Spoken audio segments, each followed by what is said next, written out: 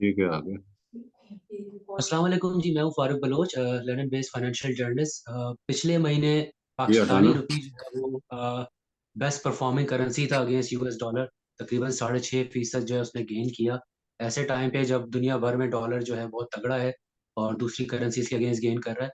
इसकी एक बड़ी वजह बताई जा रही है जो पाकिस्तान में सिक्योरिटी ऑफिशियल्स ने क्रैकडाउन किया ग्रे मार्केट के ऊपर।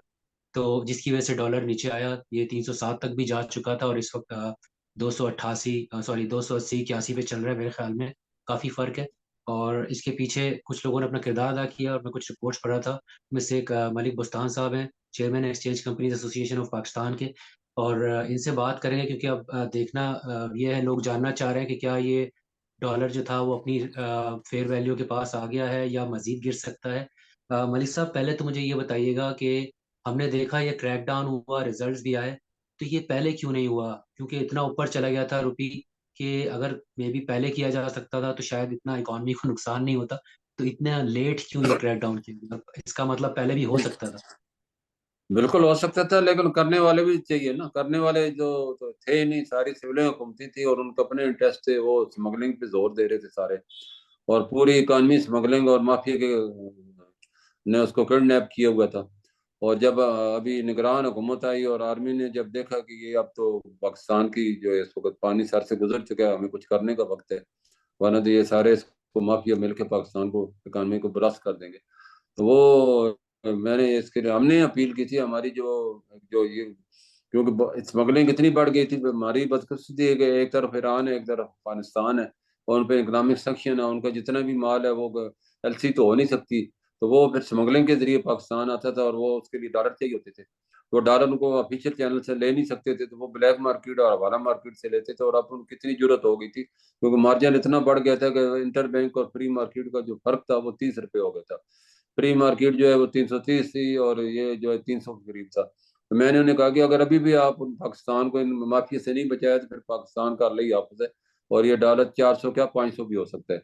तो क्योंकि हमारी एक्सचेंज कंपनी के बाहर ब्लैक मार्केट के लोग खड़े हो जाते हैं, जो भी कस्टमर आता है उसको तो 5-10 रुपये ज्यादा ऑफर करते हैं, और वो उनको घेर के ले जाते हैं फिर खुफिया दफ्तरों में, फिर वहां से डॉलर स्मगलिंग करते हैं।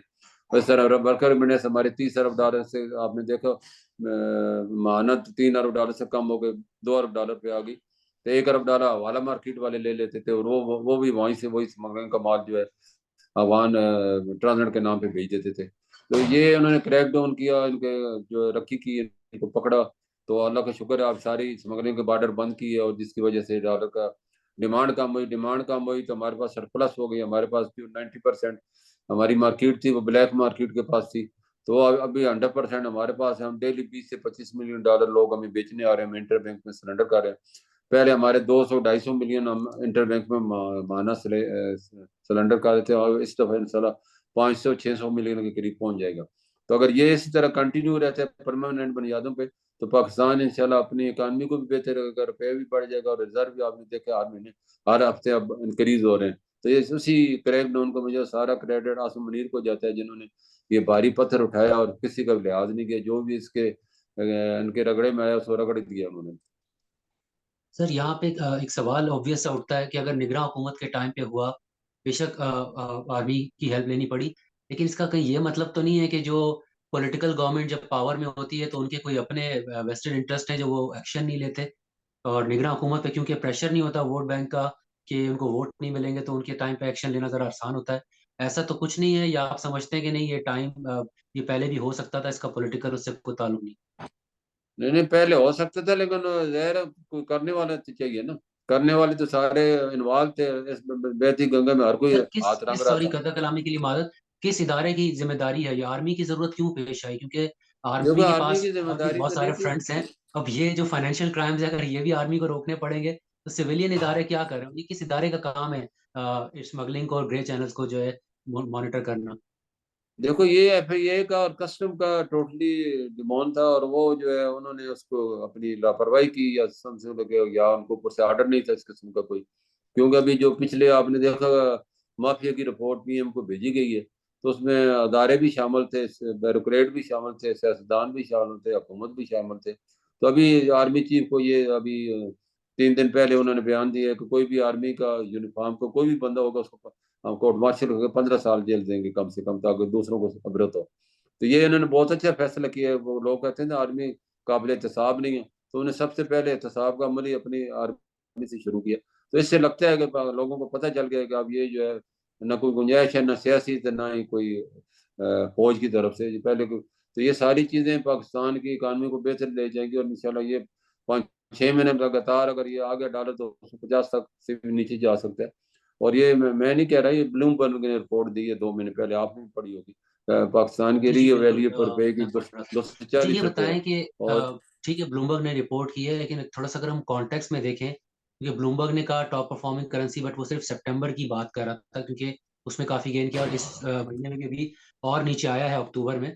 लेकिन अगर हम इसकी तरफ देखें कि जितना ऊपर चला गया था और अब अगर ये नीचे आया है तो और आप भी कह रहे हैं, आपके भी मैंने स्टेटमेंट पढ़े, कुछ और लोग तो खैर 230 तक भी कह रहे हैं कि जा सकता है। लेकिन इंटरनेशनली तो अगर देखा जाए तो डॉलर इस वक़्त बहुत मज़बूत है। हो सकता है अगर फेडरल रिज़र्व ने, अमेरिकन मरकज़ी बैंक ने अगर मज़ीद इंटरेस्ट रेट बढ़ा दिए, तो शायद मज़ीद इंटरनेशनली डॉलर जो है वो स्ट्रॉन्ग होगा।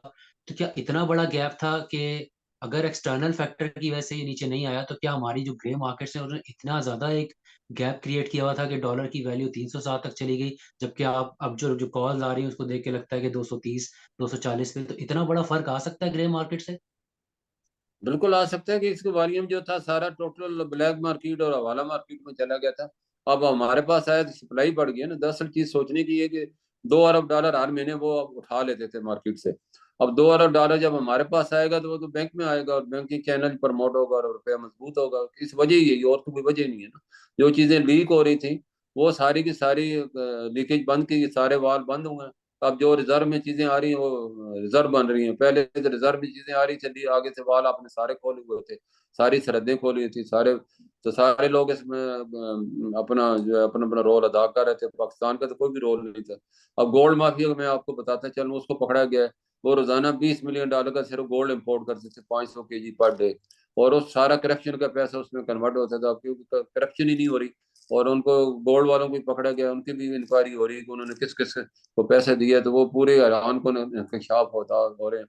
और उसको पता चल रहा है कि जितने भी, क्योंकि गोल्ड की एक बार होती है वो तकरीबन होती है 10 ग्राम की। तो उसमें आपका सीधा सीधा 30 लाख रुपए आपका डंप हो जाता है। तो क्योंकि लोग डॉलर और जो है रुपया रखना जरा मुश्किल होता है, गोल्ड को दबाना जमीन में बड़ा आसान होता है। तो जो अमूमन लोग बाहर ले जाते हैं, वरना वो घरों में दबा के रख लेते हैं या लॉकरों में ले जाते हैं, तो उसको मूव करना भी आसान होता है।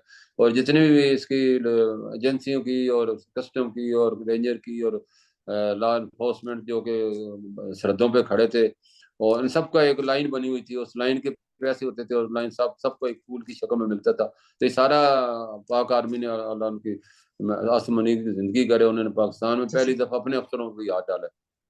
जी, जी। ये बताएँ कि आप कितने पुरुमीद हैं कि ये जो क्रैकडाउन किया है, ये मज़ीद जारी रहेगा? क्योंकि देखें, शुरू में जब होता है, सख्ती होती है, तो जो क्रिमिनल माइंडेड लोग हैं, वो तैयार भी नहीं होते। लेकिन हमने पास्ट में भी देखा है कि हमेशा जब भी कोई सख्ती होती है, तो जो लोग इल्लीगल कामों में या स्मगलिंग में डॉलर की हवालाहुंडी में वो होते हैं शामिल, वो कोई ना कोई तरीका उसका तोड़ निकाल लेते हैं और अभी तो ये क्रैकडाउन फ्रेश है। इस दफ़ा आपको क्यों लगता है कि ये मुश्किल हो जाएगी हवालाहुंडी या स्मगलर्स के लिए और वो कोई नया तरीका नहीं निकाल पाएँगे, आप इतने पुरुमीद क्यों हैं कि ये क्रैकडाउन जारी रहेगा? देखो, एक तो उन्होंने पहला स्टेप जो अब सैनिटेशन काउंसिल बनाई थी उसके दायरेकार में अब ये चीजें भी डाल दी गई हैं।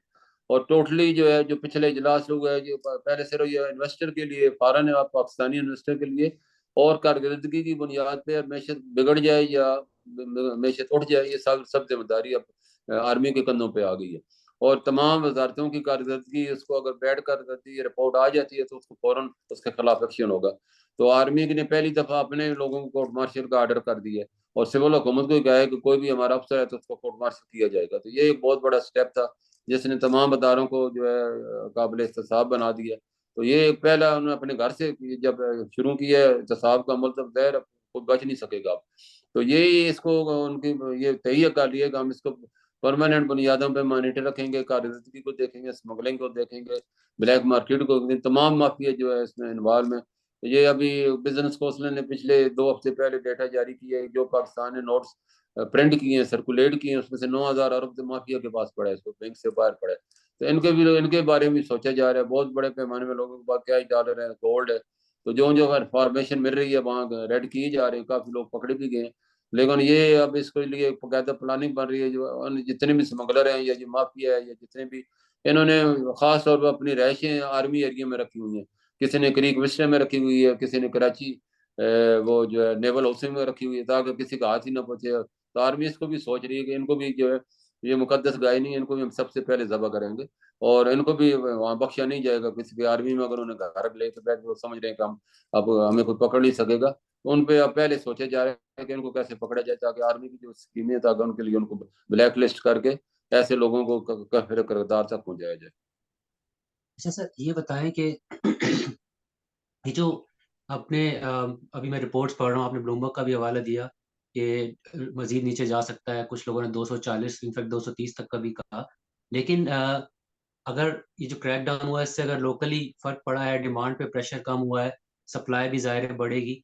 लेकिन दूसरी तरफ अगर हम देखें तो इंटरनेशनली उसी ब्लूमबर्ग ने ये भी रिपोर्ट किया है कि जो बड़ी कंपनीज हैं वो प्रॉफिट रिपैट्रिएट नहीं कर पा रही। तो अगर सप्लाई इतनी बड़ी है और अगर मामला थोड़े बेहतर हो रहे हैं, तो क्यों डॉलर को जो है उनको बाहर निकालने में जो है मुश्किलात पेश आ रही हैं, या अगर कह लें कि सख्ती है गवर्नमेंट की तरफ से। और आपने देखा होगा अभी बहुत सारे पाकिस्तानी जो है वो भी जो है काफ़ी हद तक इनफैक्ट इस साल तो काफ़ी रिकॉर्ड किस्म के वीज़ाज इश्यूज हो रहे हैं जो मुल्क से बाहर जा रहे हैं। और ज़ाहिर है वो भी एवरेज 1500-2000 डॉलर तो एक बंदा फॉरेन करेंसी लेके जाता है। तो ये ज़ाहिर है एक तरफ से डिमांड पे तो प्रेशर आएगा, फिर इंटरनेशनली भी दुनिया भर से जो है हॉट मनी यूएस ट्रेजरी में जा रही है, डॉलर की डिमांड तो तगड़ी है। तो आपको क्यों लगता है कि इस क्रैकडाउन के बावजूद 230-40 तक जा सकता है? क्योंकि कितना हद तक चांसेस है कि जो डिमांड साइड से भी प्रेशर आएगा और वो ऑफसेट कर सकता है इसके जो बेनिफिट्स हैं क्रैकडाउन के? देखो, आपने इकट्ठे 5-6 सवाल कर दिए, लेकिन इसका पहला जो सवाल है आपका कि ये लोग बड़ी तादाद में बाहर जा रहे हैं, वो भी ज़ाहिर है डॉलर लेके जा रहे हैं और उनकी डिमांड बड़ी है, लेकिन वो हर महीने फिर भेजेंगे भी तो सही ना। वो जितने भी सारे वर्क वीज़ा पे जा रहे हैं, और अल्लाह का शुक्र है उससे पाकिस्तान की रेमिडेंस में इजाफा होगा, पहली बात तो ये। और दूसरी बात जो है, कंपनियों को जो प्रॉफिट है वो भी अलाउ कर दिए गए जो कि रुके हुए थे, ताकि लोगों का कॉन्फिडेंस बढ़े। वो हमारे पास इस वक्त इम्पोर्टर जितना भी थे अंडर, पहले इम्पोर्ट ज्यादा होती थी और एक्सपोर्ट कम हो रही थी। अब उल्टा हो गया, अब इम्पोर्टर ने अपनी एलसियां रोक ली हैं, इस वक्त 50% एलसी की डिमांड कम होगी। सिर्फ वही चीजें आ रही हैं जिनकी बहुत ज्यादा जरूरत है, उनको ही पता है डॉलर ने तो 150 से भी नीचे जाना है, तो वो वहां जाके वो बाइंग करेंगे।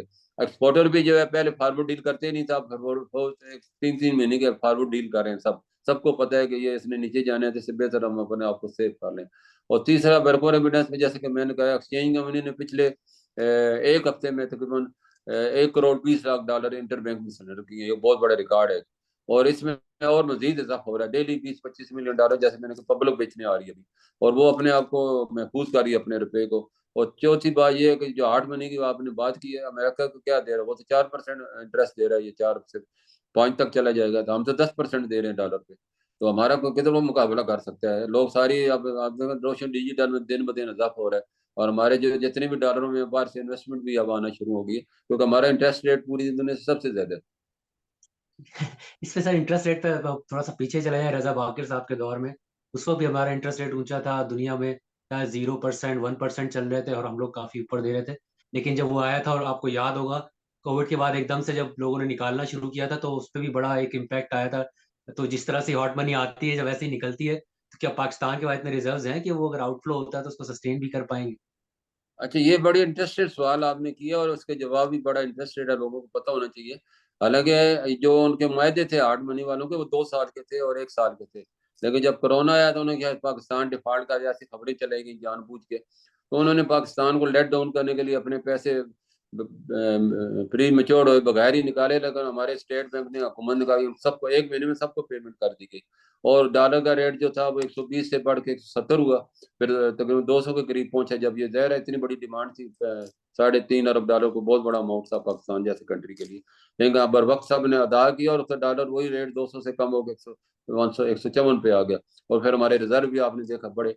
तो ये होता रहता है उन लोगों ने, अपना कॉन्फिडेंस लेवल इतना हमारा हाई था कि हमने किसी को ये फील नहीं होने दी कि हम इसमें डिफॉल्ट करेंगे। तो ये अभी जो बड़ा था, ये हमारे जो जो जैली तजिया नगार है, जो बार बार पाकिस्तान को डटोरा पीट रहे थे, ये गैर मुल्की जैसे नहीं होते इस तरह तबसरे कर रहे थे कि पाकिस्तान खुदा न खासा डिफॉल्ट कर जाएगा, रुपया 500 का हो जाएगा, लाखों पे छापे पड़ जाएंगे।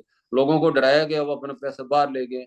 अब इंशाल्लाह वो वापस भी लेंगे, बाहर पैसा महफूज नहीं है पाकिस्तानियों का, वो अपनी गलतफहमी में किसी वक्त भी उनके जितने भी अब ये कानून बन गए, मैं आप बताता चलूँ, तमाम पाकिस्तानियों को पता होना चाहिए कि किसी भी मुल्क का कोई भी शहरी अगर करप्शन का पैसा बाहर ले जाएगा, तो वो वहाँ की हमारी हुकूमत उस मुल्क की उसको वापस लेने की हकदार है। वो उसको हुकूमत को कहेगी जी इसने प्रॉपर्टी खरीदी, इसका मनी ट्रायल लें, अगर नहीं देता तो फिर हमें वापस करें। तो वो हुआ आपके सामने।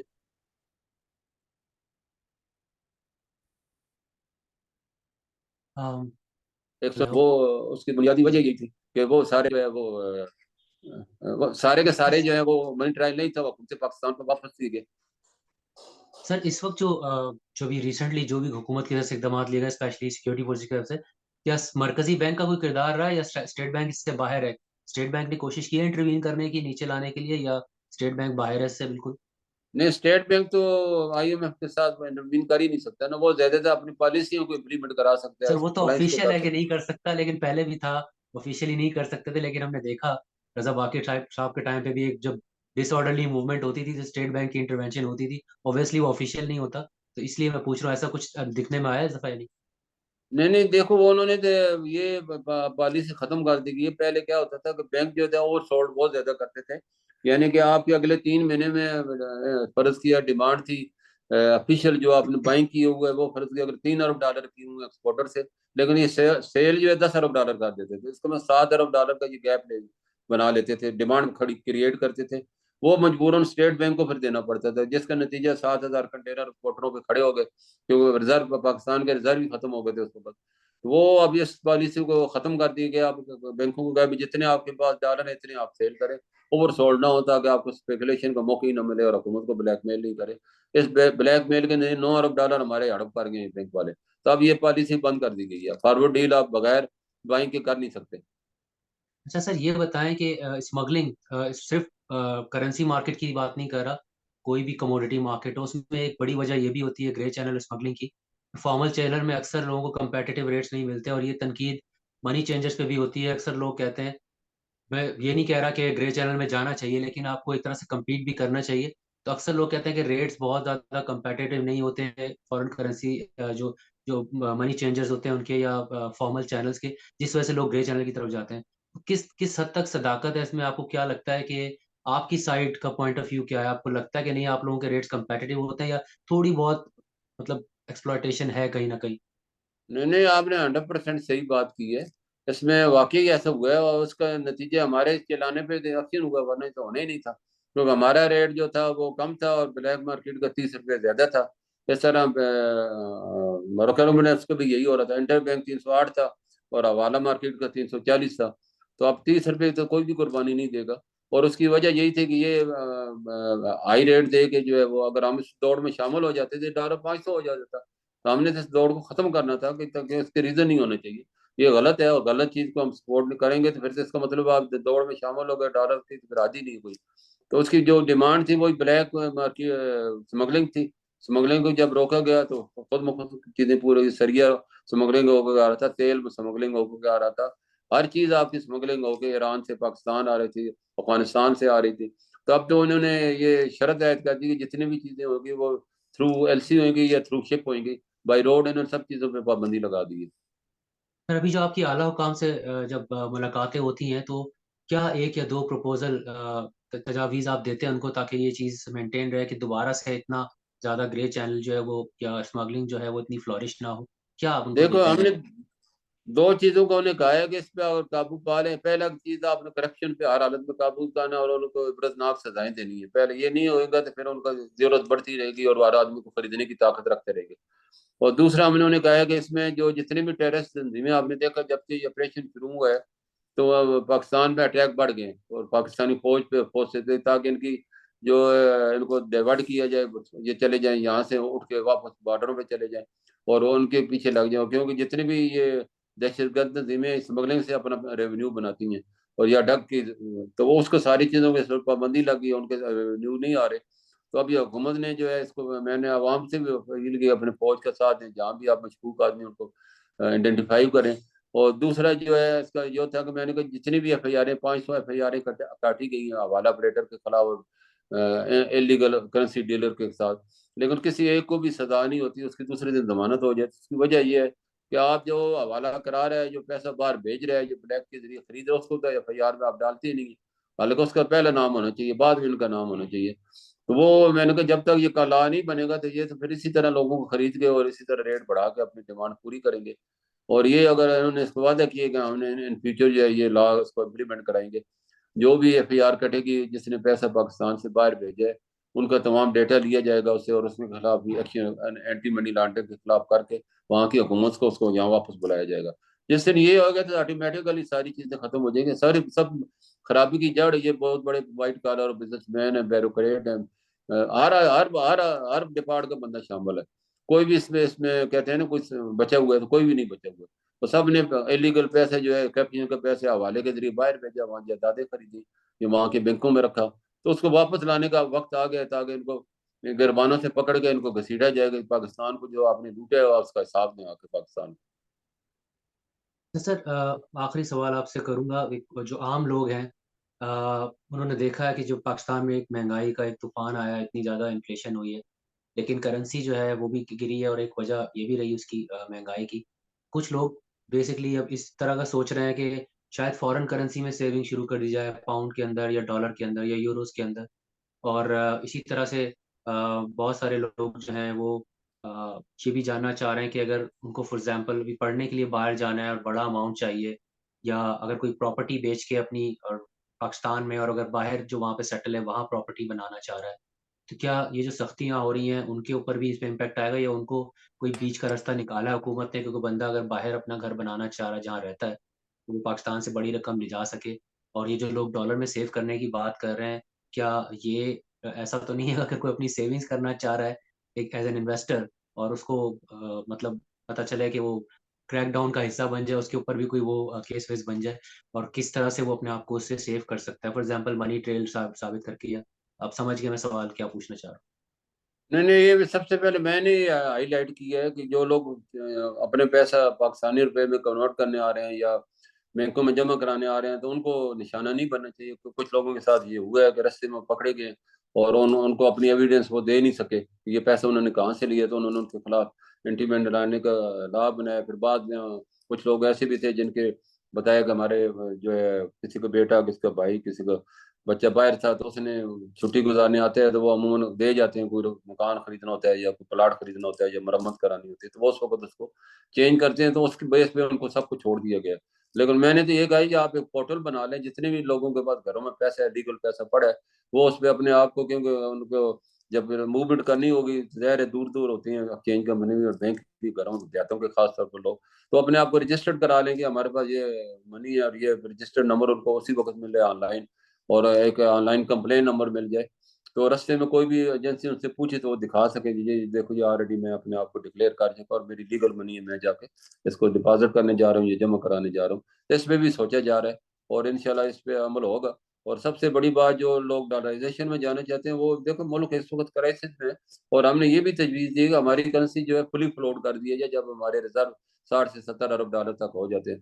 पूरी दुनिया में ये ब्लैक मार्केट या इस तरह का वजूद क्यों नहीं है कि उनकी करेंसी फुली फ्लोट है? ये आम लोगों को पता ही नहीं फुली फ्लोट होता क्या है।